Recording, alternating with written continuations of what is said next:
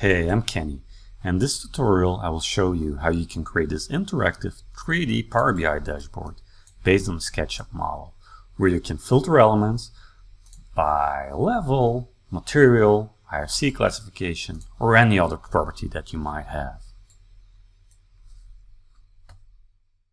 Alright, so what I do have here is a pretty basic SketchUp model of a 5-story building, and it represents the concrete structure of that 5-story building.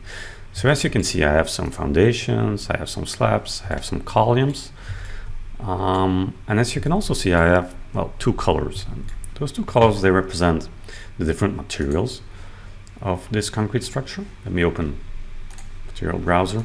So as you can see, I have in blue, I have concrete in situ to illustrate concrete that's poured in situ, and then I have some prefab concrete for those elements that are prefabricated.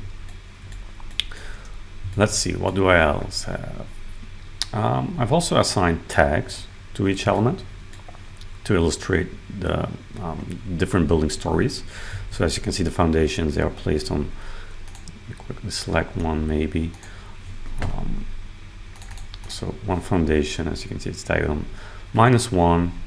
If I would have picked this column here, it's tag number 4. You can also see that I've assigned IFC classifications to all elements, so every column is an IFC column, and every slab should be an IFC slab, and then I do have here IFC footings. Right, so that's basically what makes my SketchUp model, and now I'm ready to export this model to Power BI by using 3D BI. So let me open up the 3D BI dialog over here. It does have a few options. Do you want to export visible elements only? In this case, well, yes or no, it doesn't really matter. There are no hidden elements in this case. The ID provider, in this case, I'm going to use the persistent ID. So that's a custom ID that SketchUp automatically assigns to each individual element. Not going into too much detail about elements that are required to have a DC property. I do check this concatenate option. This will, as you can see, maybe give some more information about that. If I go to the outliner, let me quickly open up outliner so you can see more the hierarchy of the SketchUp model. You will see that the SketchUp model does come with a specific hierarchy. So for example, you have this group, and those columns and slabs, they are child elements of that group. By concatenating, I ensure that this column over here would have an ID, which is a concatenation of the ID of its parent group plus the ID of this element. And the reason is, for example, if I would duplicate something for SketchUp, now this element, as you can see, I have selected this element. It automatically also selects this element. So they both are for SketchUp, in SketchUp's context, the same element, which means that they will have the same ID. But of course, if I would export this model in real life, there would be 2 different columns. So in Power BI, I would need to have a way to being able to uniquely address each column. And by concatenating the ID of a parent element with the child element's ID, or with the element's ID, I ensure, because this group is another group than this one, even though that what's in here is the same, this one will have a different ID than this one. And by concatenating both, I ensure that in Power BI later on, this column over here will have a different ID than this column over here. So okay, that was quite some technical thing. And what is the separator to use when concatenating? I'm just going with this dash. You can basically add any character or even string in there to act like the separator between concatenated IDs. Then this last option is if I also want, essentially it means if I also want to export data. So by default, if I would have not checked this option, only the geometry will be exported into a so-called 3D-BI file. So 3D-BI file contains geometry plus an identifier. But if I also check this box, the tool will also generate a separate file, a JSON file, containing all information about each object. So all data about each object, data such as what's the material, what's its volume, area, etc. Specific IFC classifications or tags, or if you would have assigned things like these, let me see, like these attributes, etc. It would also export dynamic component attributes. So it will export a whole bunch of information about each object in a separate file. So, all right, let me go ahead with exporting this model now. And I'll just save it in this folder. Now this should take a few seconds, apparently, not even minutes, just a few seconds. And apparently it did export 145 elements, and as you can see, these are the 145 IDs. So as you can see, the first part is always going to be the ID of the parent element, and then there is this child element part. So now what? Because obviously I have exported my information. As you can see, it's stored over here. So in this 3D-BI for SketchUp folder, I have now generated a model.3dbi file. And besides it, I have exported a model_data.json file. And this is just a human readable file. Let me quickly open that up. So this is a human readable file containing lots of information about every object. And it's later on this file that I'm going to import in Power BI to load in information, to illustrate information. All right. So let's see, what can we do now? So the 3D-BI for SketchUp comes with a directory containing some examples. Let me open up that folder. So that's placed over here. Now I could open up a few examples, but I will go with an empty dashboard with the viewer preloaded. So let me illustrate what that is. Just double click on it and give Power BI some time to spin up.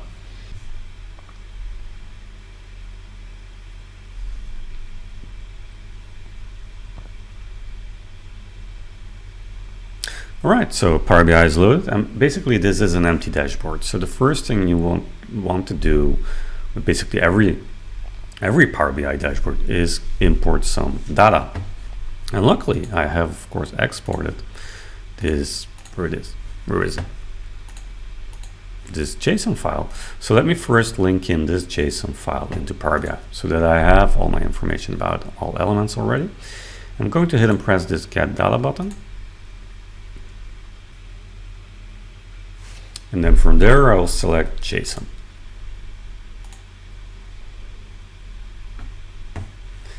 And then I will navigate to the file that I just exported, model data, all right, and hit open.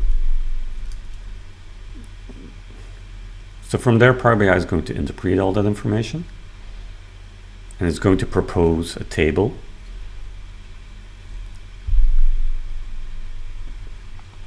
Okay, so here you can see it has created this pretty big table based on all information that it found in that JSON file.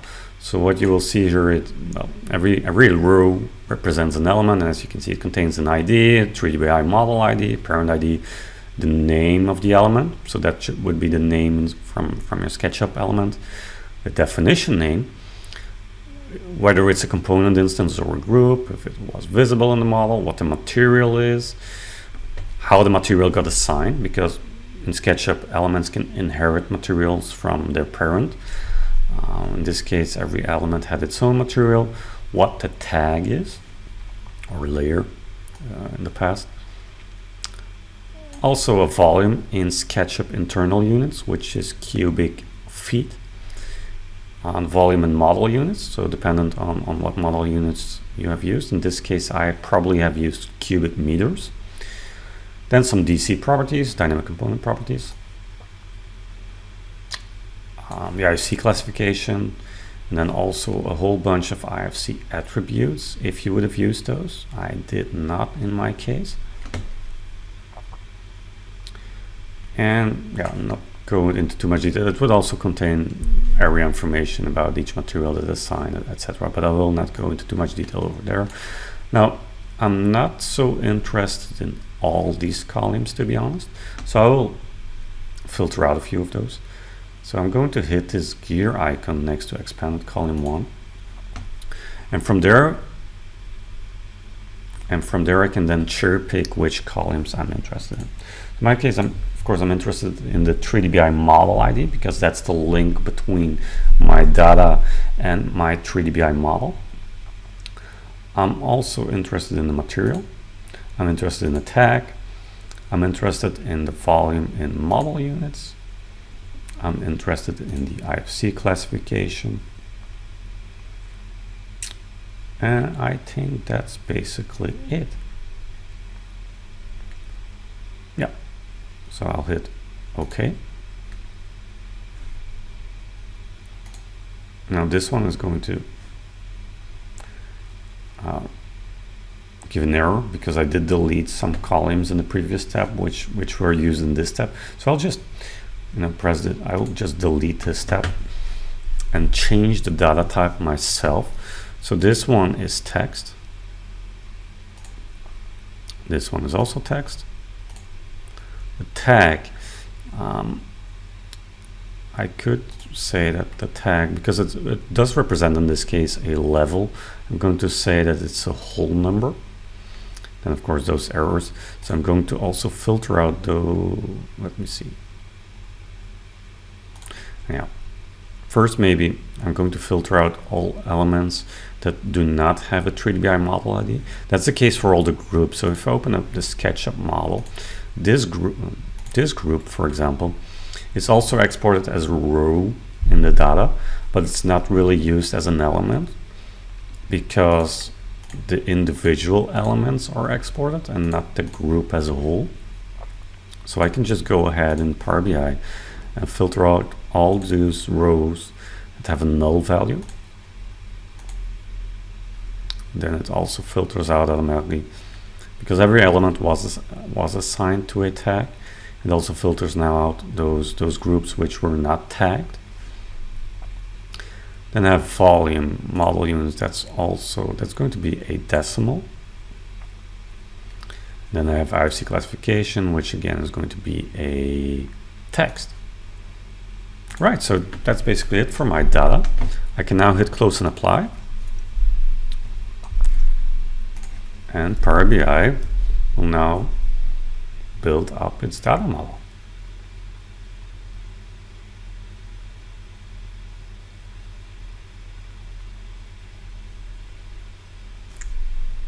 All right, what it can do now, so here you can see essentially it has created one column, one table with a few columns, and basically I could already use the out-of-the-box Power BI visuals to illustrate that data.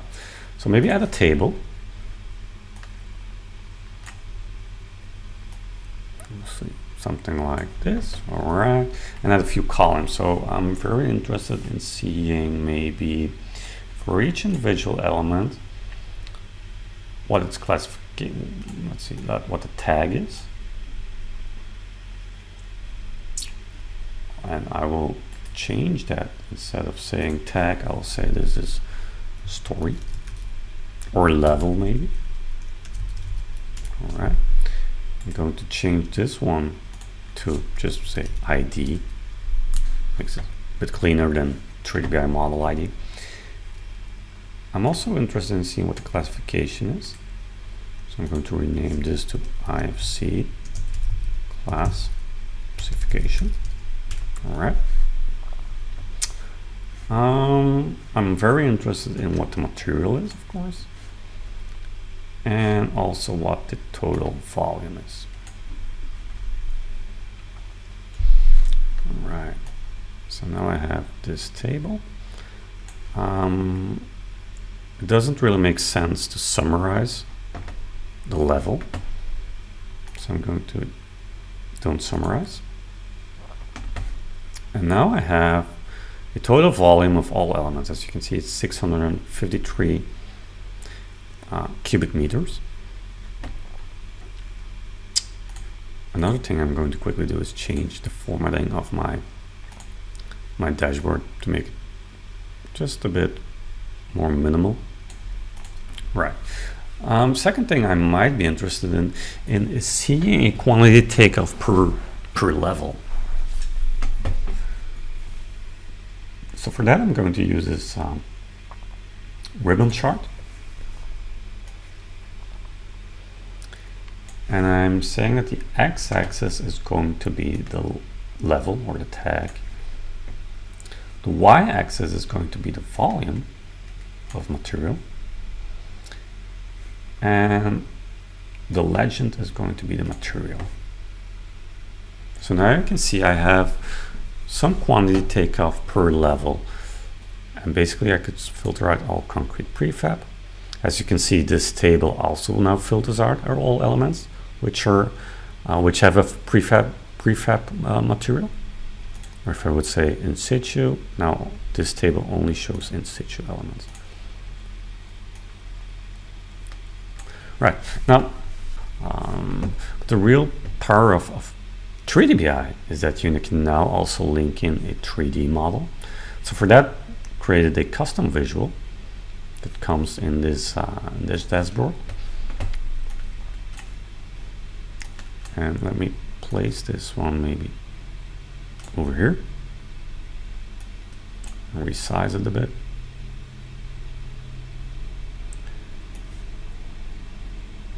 Alright, something like this.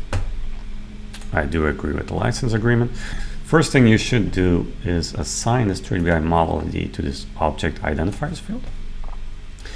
And now I can also insert the model that I recently exported, the 3D BI file. 3D BI for SketchUp, model. Alright, maybe make this a bit bigger. And now you can see that some elements are transparent and some are shown. That's because I did filter elements by material in this visual. If I would unfilter this, you will see that everything becomes visible again. So now all my elements are visible in this 3D model, and I could select one element, and then of course, just like regular Power BI visuals, if you make a selection in one visual, it will filter out your query and all the other visuals will respond to that filter. Same as those visuals, this 3D BI visual behaves the same. So you can make a selection in that 3D visual, and then you can see all the information that is assigned or that is linked to that individual element. The other way around, if you would, for example, if I would click on concrete in situ on ground level, it would only show those elements that are in situ concrete on the first level, on the ground level. All right, some other functionality, of course. Let's also maybe add some slicers to Power BI, so I can better filter my elements. All right, so let's maybe add a slicer again by tag, so I can filter by element, by level. I will rename this one to filter, level filter. Oops, level filter.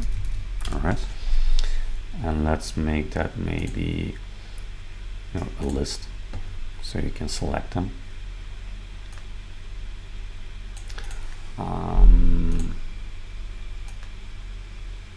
Another filter. So essentially now I could, if you hit Control, you can select multiple levels, and again you'll see that all the other visuals will respond to a filter that's been made in this slicer or in this filter. Right. I'll also add another one, maybe to filter elements by material. All right, rename that to material filter.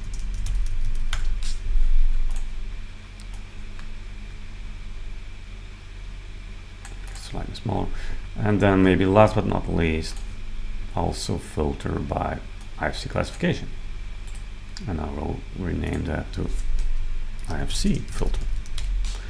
So what I can do now is filter all elements by IFC classification. So now I have filtered all columns, and again I can also say I'm only interested in prefab columns on the first level. And then I can see here my total volume. Let me maybe also change the name of that to just volume M3. Alright, so then it becomes slightly smaller again, and I can enlarge my 3D visual. So this way, alright. And again, you can unfilter again to see all elements.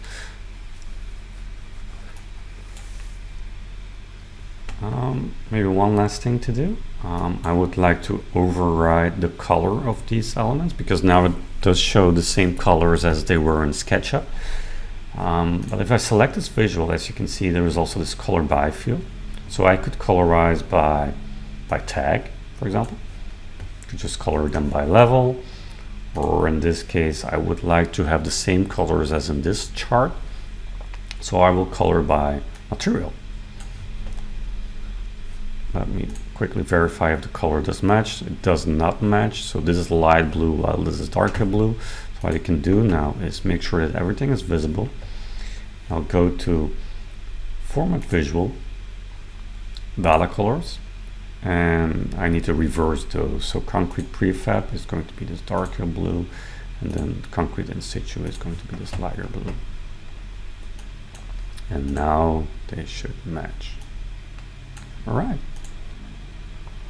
Now the visual does come with a few other options as well. If we go to Viewer, you can see that there are shadows over here. You could turn those off if you want, or on. There is also the option to show a ground shadow plane, so that shadows are projected to the ground, but that does give some slight issues with there is some Z fighting occurring them, so let me maybe turn that off again.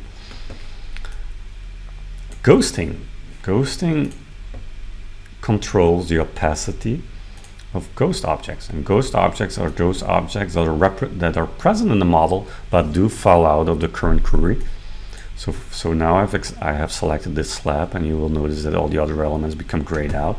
I can control their opacity by specifying a number for this ghosting value. I can turn them completely off by saying it's 0. So now everything is completely turned off, or maybe make them very slightly completely gray by saying it's 1, or I could set 0.1 for example, to make them very transparent gray. I have some other options as well to control if I want to have edges, yes or no. If I want to have edges for my ghost objects.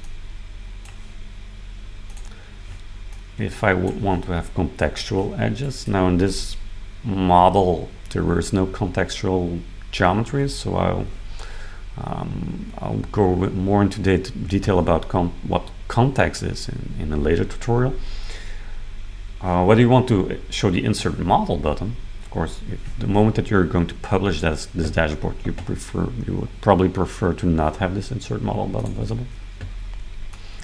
What the light intensity should be, 0 when they're completely black, 0.5. Yeah. You could make it darker or lighter if you want. I'll just go with a value of 3. Seems to be nice. Render double-sided. That's specifically useful if you are exporting models that do not have thickness, so no manifold 3D objects, but only faces. As you know, so 3DBI only renders one face, which would mean that the backside of your face would become transparent. And so, yeah, you can turn double-sided rendering on if you want. Field of view. So by default it's set to 40, but if you want to have a very narrow field of view to make more like, this is more becoming like a parallel projection, You can change that, or you can make it 90. Whether or not you want to allow the user to pan the camera, so now I cannot pan but only rotate and zoom. Now I cannot rotate nor pan. I can use these buttons, however, but I cannot manually rotate or pan my camera. And if you want to turn zoom on or off, so now I can even cannot zoom. It still would automatically zoom. No, it doesn't. Oh, yeah, it does. So it still automatically zooms to objects because this camera autofit is turned on. Let me quickly turn those back on so I can navigate again. Camera damping. The moment that I release my button, it continues to, you see it continues to rotate. If I zoom in and out, it goes very smooth. That's called damping. I can turn that on or off. So if I turn it off, the moment you'll see it automatically stops rotating now, the moment that I release my mouse button. And then there is camera autofit. If that's turned off and you change your query, the view does not change. If I would have turned this on again, the moment that I select something, the camera automatically focuses on those elements that become part of my query. Then the last option is if I want to have this camera defaults controller on or off. Right, so now I'm pretty satisfied with this Power BI dashboard. I'm going to hit a save.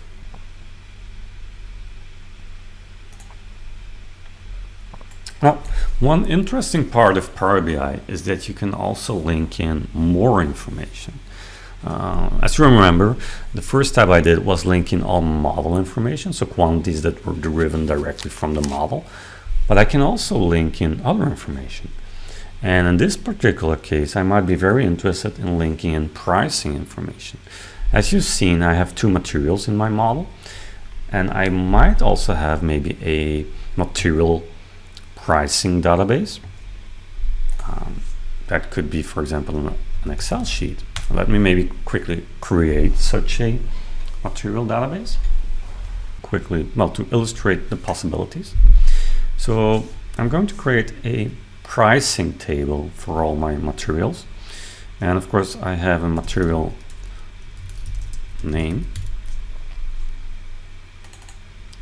And I have a price per unit. And then I have two materials in this case.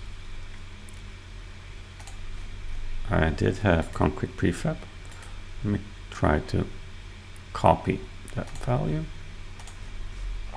So of course, normally you would not create that on the fly, but you would have such a material database already set up. And I do have in situ concrete.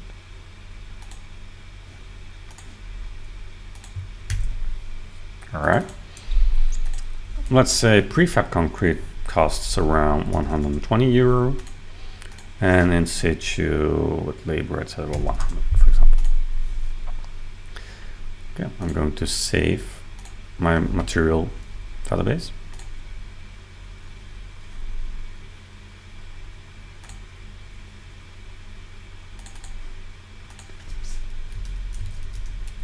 Pricing info. And of course, again, normally you would have this table or a database or maybe a web service that you might be using already. So this is just for illustration purposes. But what I can do now is I can get more data.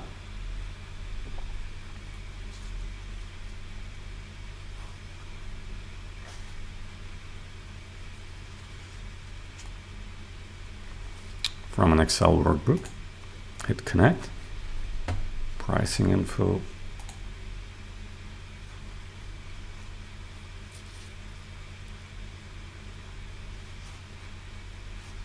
there is only one sheet,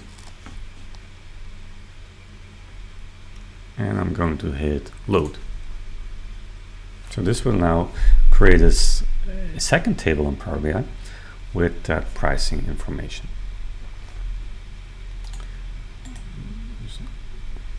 Quickly rename the table from sheet 1 to pricing maybe. And what I would need to do now is, first of all, I would need to set up a relationship between the two tables so that Power BI oh, it already did it, which is great. So material name is already linked to material. So it did automatically detect that there is probably a relationship between those two tables. So it has linked material to material name. And what I can do now is, if I would go to my model data, I could create a new column which would contain the total price of that element. And the price is essentially volume times price per unit, right? So is volume times, and that's coming from related pricing, price per unit. All right. So now I have a total price per element.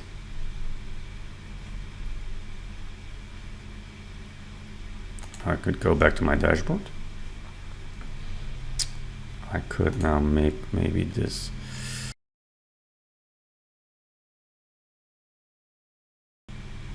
All right. So now I can add also a total price to this table. If I would go to the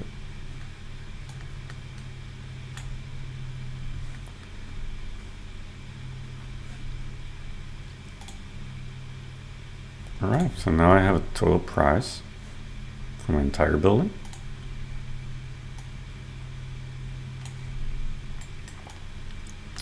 And also for each element. So as you can see, this floor slab would cost roughly 9,500 euros.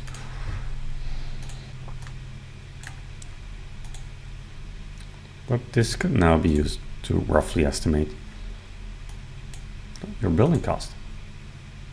And of course, the moment that your database, which ideally, again, this should be a database or maybe a centralized Excel file.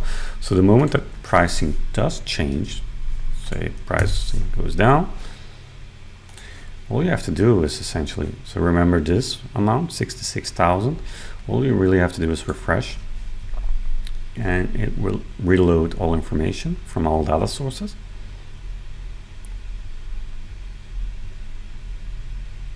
And price dropped from 66,000 to 54,000.